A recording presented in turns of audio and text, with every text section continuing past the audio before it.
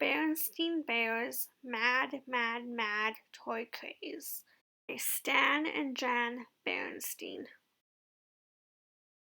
It was a calm and peaceful afternoon in Bear Country. It was calm and peaceful outside the Bear family treehouse, where the tulips were blooming and the grass was growing. It was calm and peaceful inside the treehouse, where Papa Bear was reading the afternoon paper and Mama Bear was checking out the TV schedule. But it was all over for peace and calm when brother and sister came tearing home. They rushed up the front steps and burst into the living room, all excited and so out of breath they could hardly speak. "Papa! Mama!" they gasped. "We need it!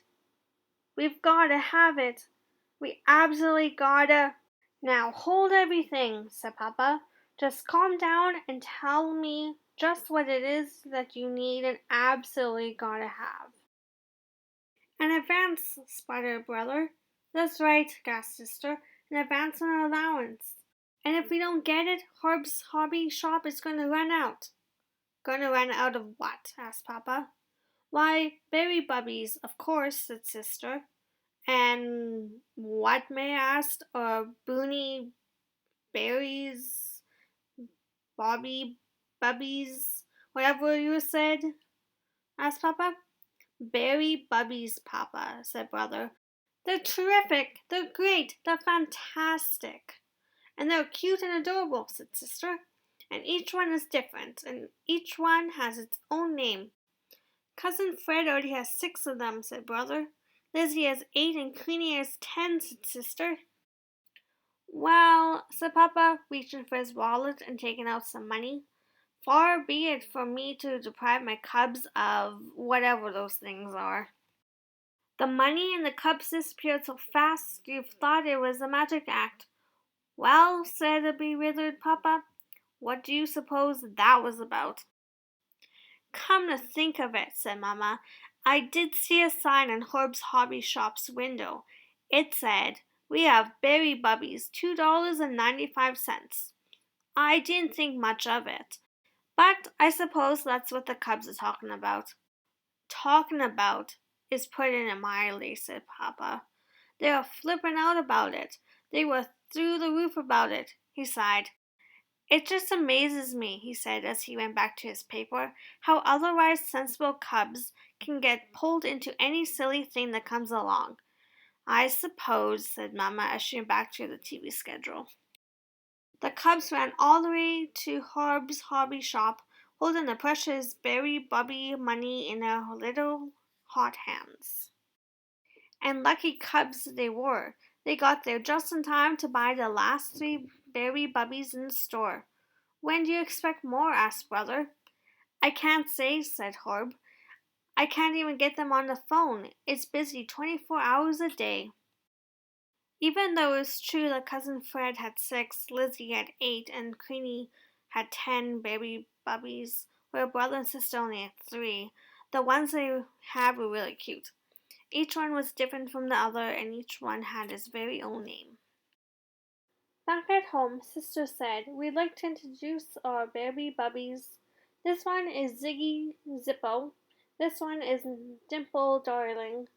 And this one is named Harry," said brother. Said Papa as they all sat down to dinner. "They are kind of cute," said Mama. The next day, the cubs came to Papa with a proposition.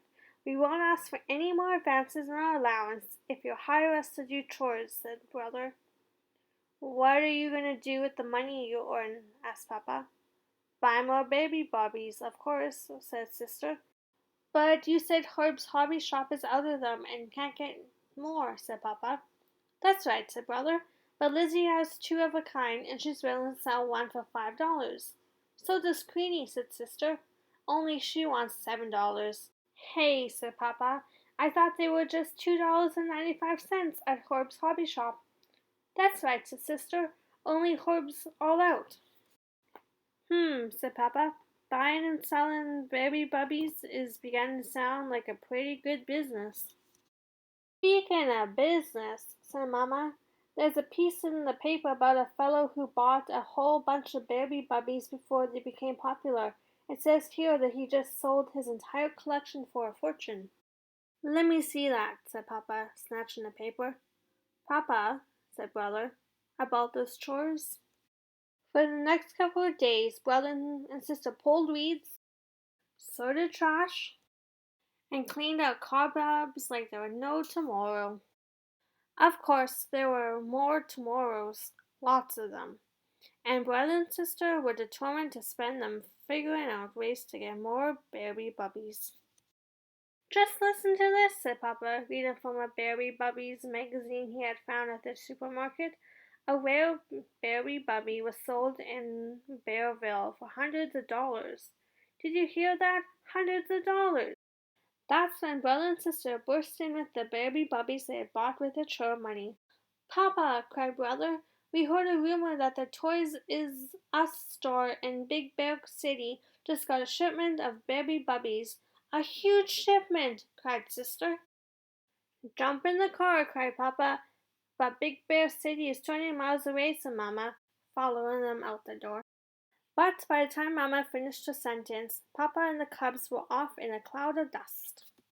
Look, a sky rider, cried Sister as they roared along the road to Big Bear City.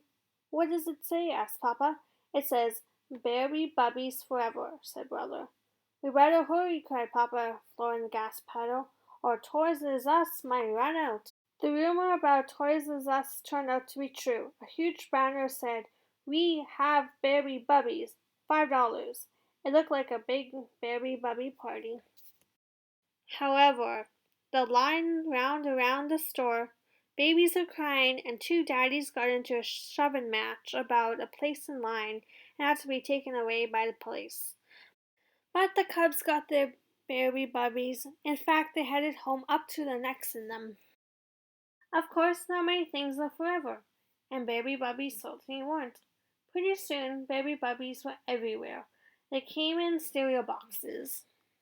You could get them at the gas station with a fill-up. You could get them with a crazy meal at the Burger Bear.